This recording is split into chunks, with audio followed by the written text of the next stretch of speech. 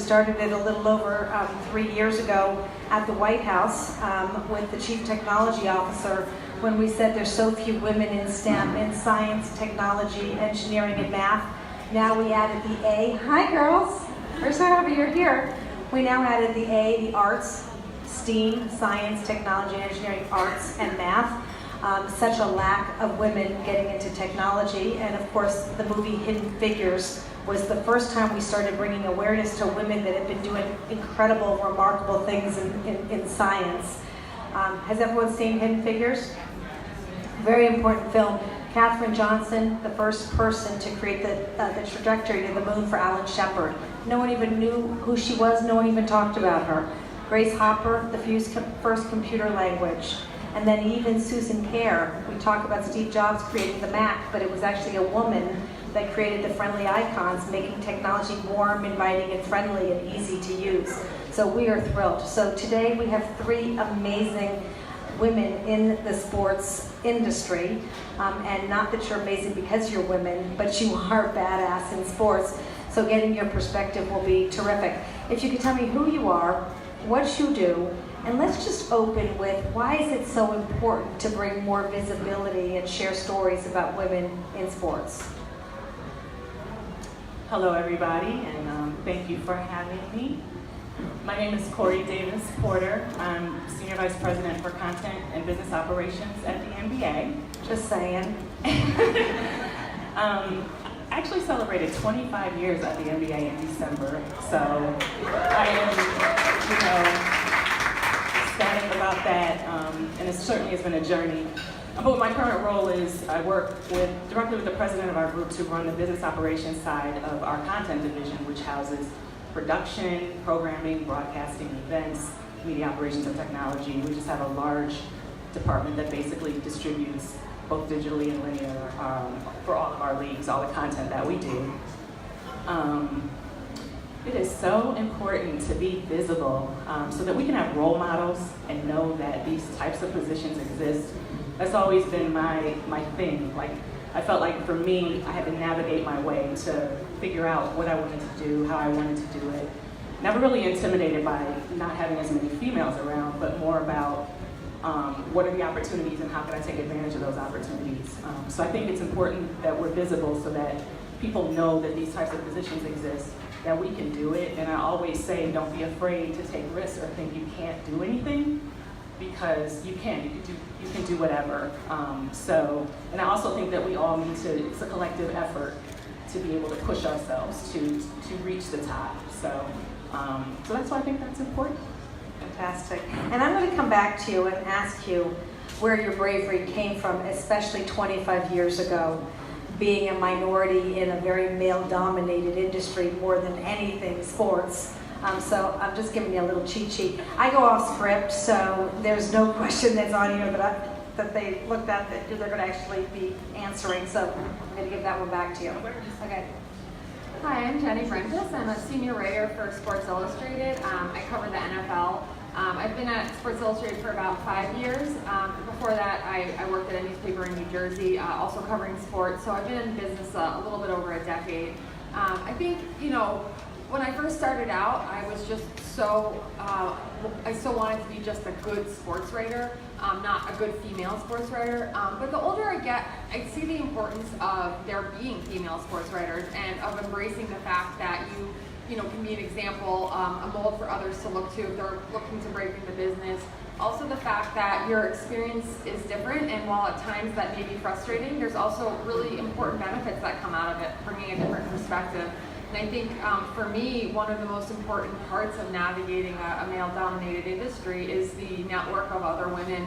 When I first started out 10, 11 years ago, I had a good friend I had gone to grad school for journalism with that was also working in New York at a newspaper covering sports, and we were really lucky to have each other as we kind of navigated things and realized that certain situations we were put in, how do you handle this, or how do you handle the idea of a wage gap, that a male coworker who's doing the same job as you is making more money, sort of having the confidence to ask for equal things in the workplace, equal assignments, equal pay. But I've seen the number grow over time, but I still think, you know, we are so far from where we need to be. There's still so many situations where I'm one of the only, or, you know, very few women in a room. And so that's why I think, you know, the representation and sort of making sure that we're considering women for all kinds of opportunities that they're already qualified for, just may have been overlooked in the past. I think that's really important.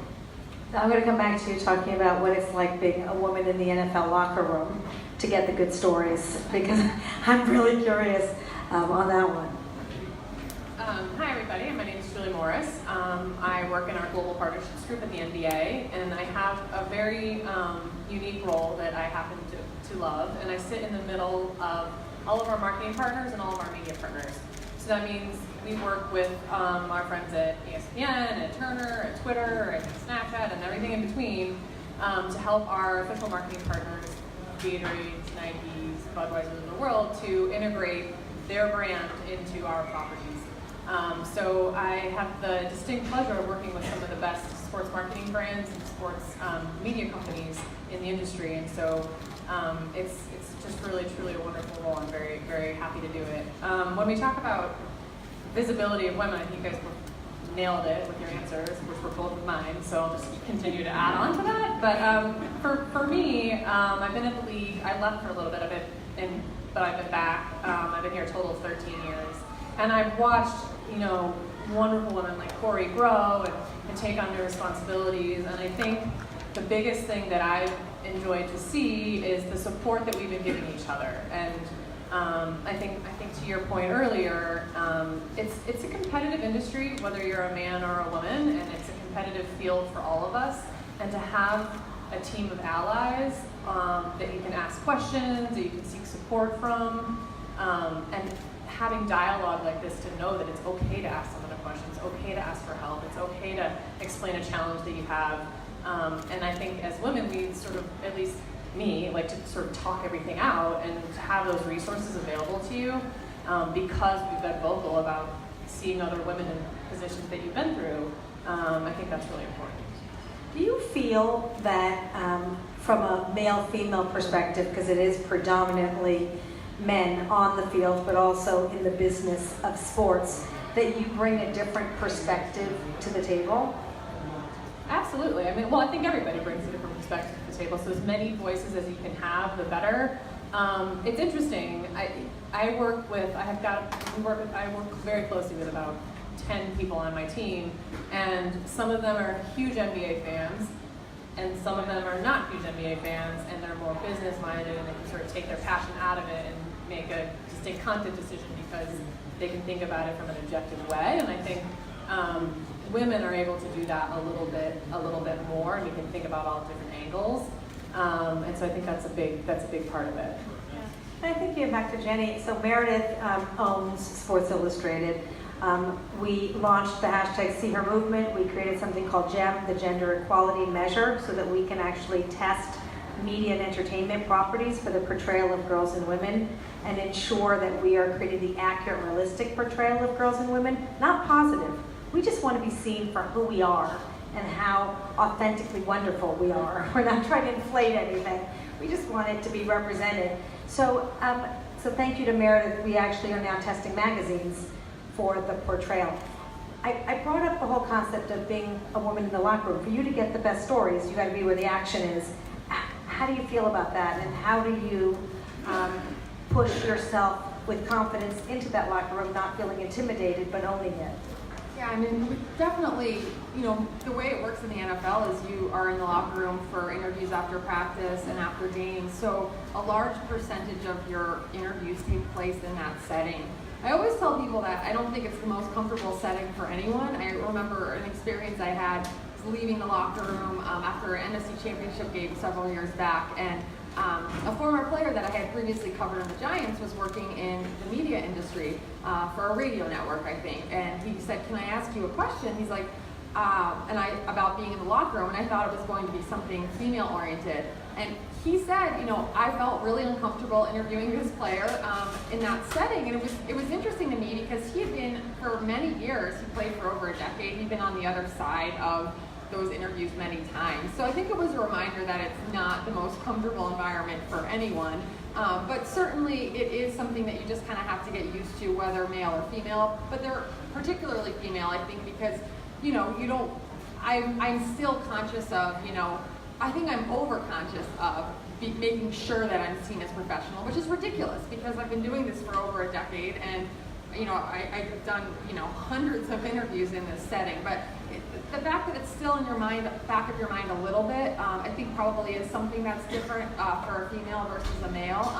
But that's where that's the job, and that's the environment in which you do your interviews. And so basically, the thing that's most in my mind in there is getting all the information I need. Can I get an exclusive interview? Can I grab this person alone for a couple seconds to get a different kind of quote? So it's not something that it's always on my mind, like, oh my gosh, this is awkward. But it's always a little bit in the back of your head. As women, we always have that voice in our head. Men probably do too, but they dismiss it, and we have that voice in our head that we're not good enough, and that we, if we can't do everything, then obviously we shouldn't raise our hand and say yes to it. So a girlfriend of mine just says, you just got to shut that bitch up in your head. You got to make that voice go away. Ariana Huffington calls it an obnoxious roommate. And so you just got to deal with it and own it. So that's amazing. And so let's just go back to being a woman in sports and at the NBA for over 25 years. I mean, there were no women probably, or very few at the time. Where did that bravery come from? And how did you just decide you're going to do this and become the big power broker that you are at the NBA? Like, where'd that come from? I do have to say, I went way beyond what I set out to do. I really, so I'm a Michigan Wolverine, graduated proudly from the University of Michigan, go blue. That's my kid. He's a senior at Michigan. All right. That's Jamie. So I was fortunate to, early on, knew that I wanted to participate in something in sports. I played in high school. It did so much for me personally, but I didn't realize that I knew I couldn't play in college. I definitely didn't have those kind of skills. But I learned in college that there were careers I could still be a part of something I loved, but not necessarily got to play. So I was fortunate to do a couple internships, and then my last internship in college was with the Detroit Pistons. So that's what introduced me to NBA entertainment at the time. It was the original NBA Inside Stuff. We were doing videos and music, and I wanted to produce, and I was like, that is so cool. That's where I want to be. That's what I want to do. So I think it really started out with finding that out first, and then I kind of it was just sort of a mission. Like, at some point, I'm going to get to the NBA. I'm going to figure it out. I don't know how. And I knew that at the time we were growing, so it was a good time to get in. Fast forward, I came in as a game logger, probably about a year after I graduated from college. I will say I took a sidetrack. My first job out of college was with the Oprah Winfrey Show, which is with the Oprah Winfrey Show, which is a whole other story for another day. But so I got sidetracked, but I always knew that I still wanted to be in sports, and I was just looking at paths and ways that I could get there. So, like I said, I wanted to produce, got in as a game logger. No, it was not a lot of females in that, and when we talk about the female perspective, I work around a lot of creative people, so it was definitely bring a female perspective to different ideas we were having regarding content and shows that we were doing. So, I mean, I just worked my way up in the production side of things. I think it's just determination, right? Like, you're put in situations that aren't always that comfortable. Yes, you're overlooked. I mean, it's just the way it is. But what you have to do, in my eyes, is create a process or strategy to get around being overlooked. Your process and strategy might be different than and that's kind of like that, we can get more women into even leadership roles. We fall off at the top. Middle management is where we fall off. We call it the messy middle. What's a really great, what's a new one you want to create that you think could be liberating in so many ways? I think this may be more of like a personal rule than like a business etiquette rule, but one of the things that I've been trying to force myself to do more of is Harder. You don't need to put in a lot of extra hours, just work smarter, because we're really good at multitasking on steroids, basically, right? I was just going to say, I think we're still unfortunately at the point where it's like, let's have a woman at the table. Let's make sure there's a woman at the table. And I wish we were, point where we're not counting the number of women at the table, where it's, the entire table can be women, and that's fine. And a lot of times at Sports Illustrated, there are certain decisions that I think, would the answer have been different, or would the edit on this have been different if there was, a woman in the room, or a non-white person in the room. I think about that a lot, but I just kind of hope that we get to a point where that's more the norm, and we're not counting. Right now, I think it's important to be opening doors and to be kind of closing this gap that's existed for that long, and making a point to provide opportunities to women, because that's the point that we're at right now. I just hope that can change in the not too distant future.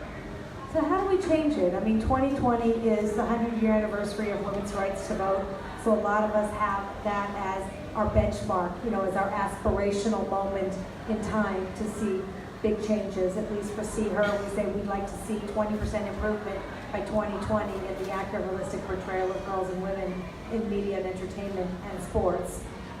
What do you think we need to do to accelerate? We see the McKinsey reports. It'll take over 202 years to realize gender parity in the C-suite if we keep going at the pace we're going. We know that to close the pay gap, 118 years to close the pay gap. What are we going to do to reverse this trend, or to accelerate the path to equality moving forward? What do we need to do? I think we've already started, right, with diversity and inclusion. I know for me, over the last 5 years at the NBA, I've seen progress that I hadn't seen in all those years prior to that, due to programs that we created for women. And currently now we have a women's network. We're doing coaching circles. We're making these programs so that we can create advocates for ourselves and speak up for ourselves.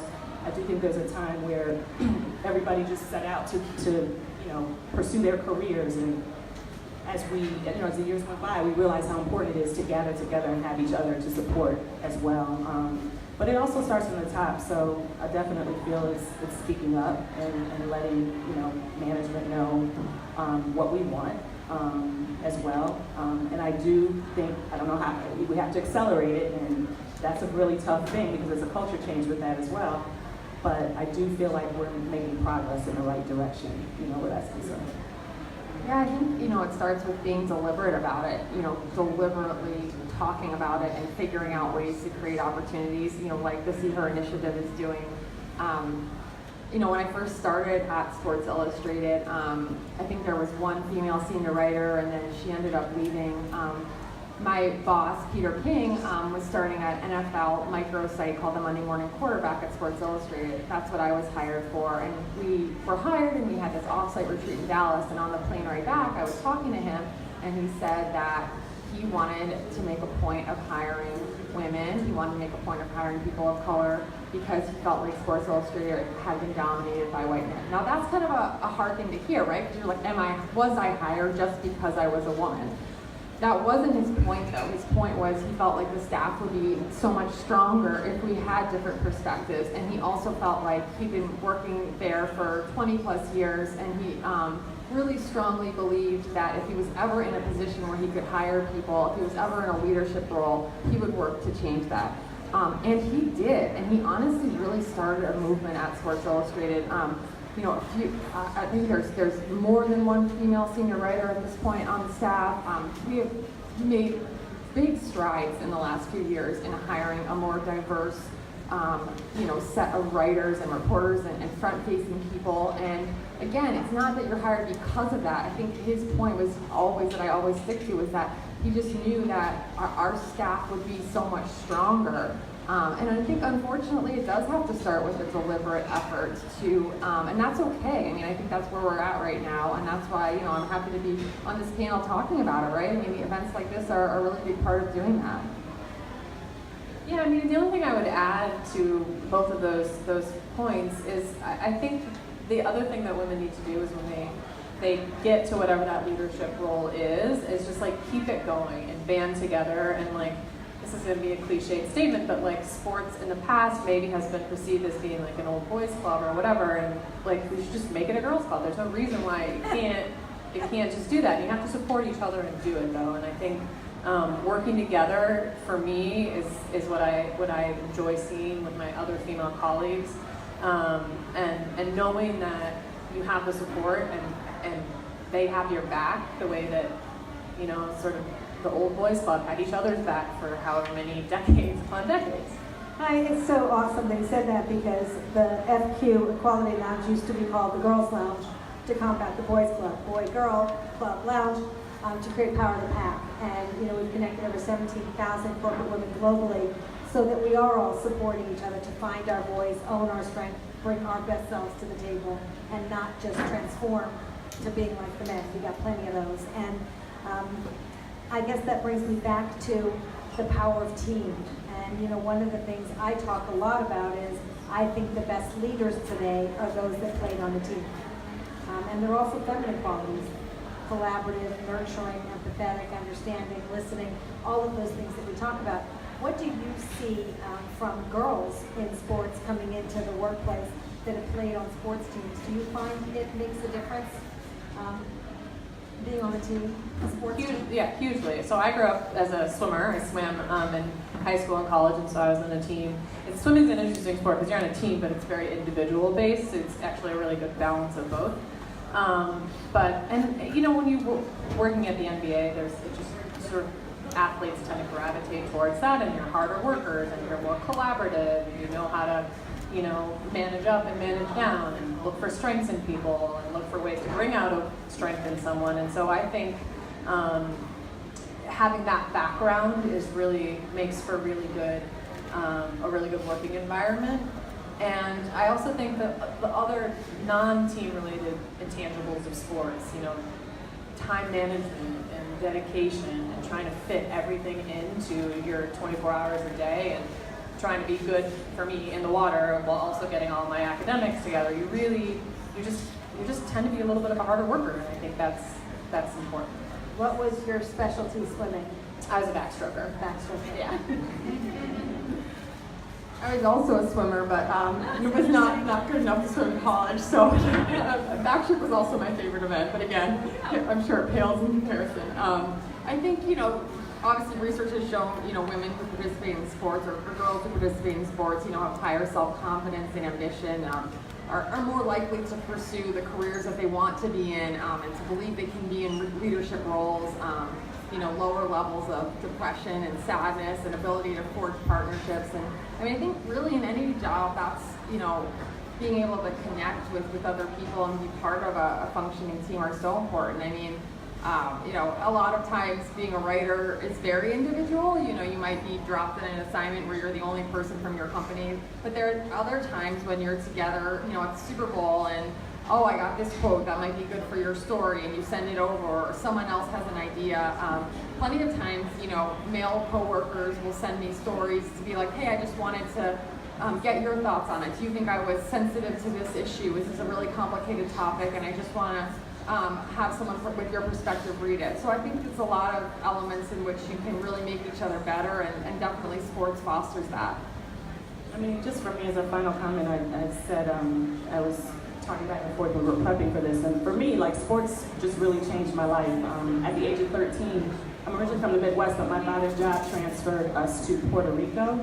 I was about to go to high school with my family and friends, and they were taking me 2,000 miles away in the middle of nowhere. That's the way I looked at it then. But what happened was I immediately tried out for a team, and I made the volleyball team. And I went kicking and screaming, you know, but ultimately ended up playing preseason sports, volleyball, basketball, softball. And I have to say that is what helped me adjust to a new culture, a new language, and probably why I have the passion for sports that I do now. So all that to say, I feel like what I learned then has helped me as a person grow, in both personally and in my career. And I see that as I raise my daughter, you know, in her participation. She loves gymnastics, and she's not trying to, we want her to play basketball, but she's not feeling that. She wants to cheer. But you just see the growth in her already, that confidence and that leadership and learning teamwork. And so I definitely think it's beneficial to start early. I think it's amazing, and I would love to get some questions out here. You guys, if you have good questions, start thinking about them. But we talked about like a girl, the whole Procter campaign is playing like a girl. Have you found this kind of advertising, we say media defines culture, do you find in even the sports world that you're playing in, with the grown-ups, and you do a lot with young people too, these kinds of messages and what we're seeing in Sports Illustrated, do you think perception becomes reality, and the messages that we see in television and in magazines and online are affecting positive change? I do, and I have two daughters that are 4 and 6, and so I'm uber focused on making sure that they're consuming the right media and getting the right messages, because I think it sinks in at a very early age, and I think it's really important to be sending those appropriate messages to women of all ages, frankly, and I think when you were talking about that campaign, what I take away from that is that more just the competitiveness and embrace being competitive. You work in a competitive industry. Men are competitive with everything they do, it feels like, and there's no reason why we shouldn't be either, and we should embrace that, and it shouldn't be perceived as the B word if you're competitive, and I think that those types of campaigns, whether it's the throwing piece of it, I think it's just embracing that side of yourself. I just think having role models is positive. There's so many role models out there now that young girls can attach to. I look at my daughter, and she came into this world with Michelle Obama as First Lady. So she's always going to remember that, and that's going to know that she can strive to be that high in whatever she wants to do moving forward. So I just think role models are key. They go low, we go high. Yeah, just to echo, I just think, how we define, what we see as important in women, and that there are other attributes, besides beauty that matter more, your intelligence, your strength, your humor. And so I think highlighting those aspects we see more of that in the last few years, and I hope we continue to. Confidence starts at the age of 5, so your daughters are starting right at the right spot. I'd love to take a question, and I'd love for you girls to start thinking about who's your role model. Who's a role model for you? I'm going to come back and ask you that if you feel comfortable sharing. Let's get a question. Who's got a question? I wanted to ask. My name is Nairi, and I wanted to ask, who, growing up, who were you guys motivated by, or now, who were you guys motivated by to keep doing what you guys are doing? For me, it was, parents, of course, are a pretty easy answer, but I think coaches, and that's another thing when we talk about senior and women, is making sure that we have female coaches to be able to inspire the young athletes, men and women. There's no reason why women coaches can only coach women. They should be coaching both, and we should all youth athletes should be looking up to their coaches. And for me, that was really probably one of the things that drove me to succeed. And then as far as inspiring today, it's my kids, my girls, because I want them to have so many more opportunities than I had. And I've had a lot too, so just pull it forward. For me, it's my mom. She was a chemical engineering major in the 70s, and there weren't very many female chemical engineers at that time. She got her PhD from Northwestern in chemical engineering.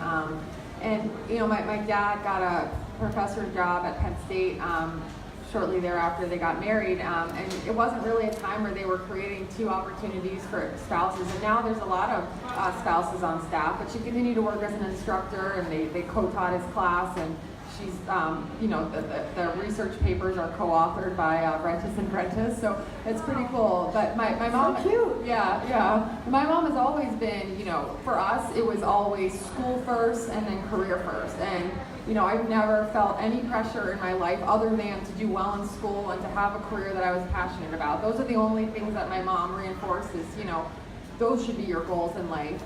That's what I want you to work toward. And, I think that's really, my sister is a scientist. She has her PhD in biochemistry. And so my parents really emphasize that. And I think because my mom was just so committed to raising us that way, I think it really has made a lasting impact. I would just say for me, my parents. Obviously, when we moved, it was the three of us. That was it. So my mom and my dad were both career-oriented. But I really looked up to my father. He was an African-American male in the 70s, working for a major corporation, worked his way up to be an executive. So he was just the king to me. So I was introduced very early to corporate America and what that means and what hard work does for you as far as reward. So. Role models. You guys have role models? No? You're a role model? You want to say? Share. Who's your role model and your name and how old you are?